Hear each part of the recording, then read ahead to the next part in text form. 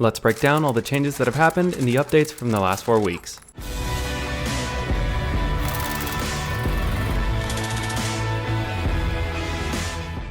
Warzone definitely feels different now. So as usual, I'm going to be going through all the weapons I've done stat guides on in alphabetical order, starting with the Carv 2. It received a very minor range buff, but something that I didn't cover before is that when it switched to 300 HP, its TTK potential went really high. Just like some of the other burst weapons, the Carv 2 is definitely one to try out.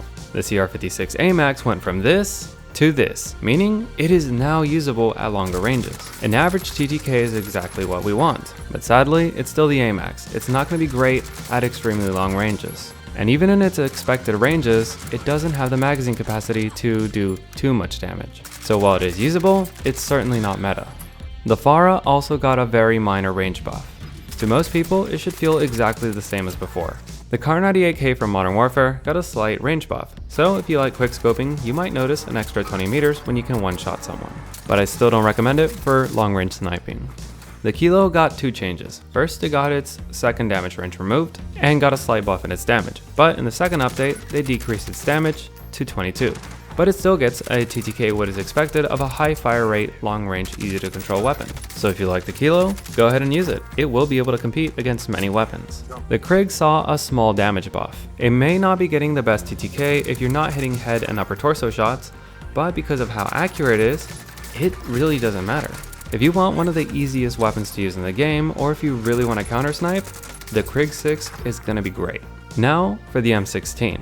It got a slight damage buff as well.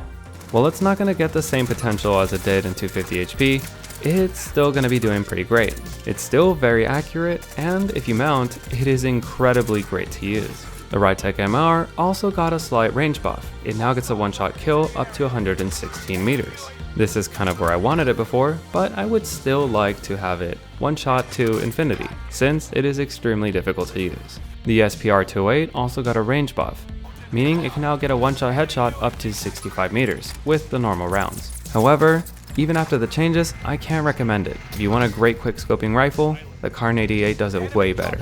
Just like the other rifles, the Swiss K31 also got a range buff. Its first damage range goes all the way up to 62 meters. So the only thing it has over a Kar98 now is its bullet velocity, mobility, and recoil. Since the Kar98 is a better quick-scoping rifle, and it always has been, I don't understand why the Swiss K31 isn't getting way more range than it.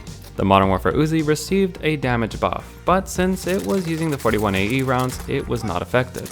And I'm still not recommending it for 300 HP. And lastly, the ZRG 20mm got a pretty big range buff. Its first damage range now extends all the way to 151 meters, which is great since you can get that 2-shot upper torso kill if you miss the head. I should also mention that Thermites have now been buffed. If you stick someone with it, it will eventually down them if they do not have EOD. So what does all this mean for the meta? It means that a lot more weapons are going to be viable. I know a lot of you were waiting for the Kilo to get a buff. It went from a weapon that was completely unusable to something that is actually pretty decent now. So let's hope that more weapons get little buffs in the future. Those were all the changes from the updates. What do you think about them? Are you happy or disappointed? And as always, if there's any weapon build or part of the game you want to break down, let me know and you may see it on the next Community Wednesday.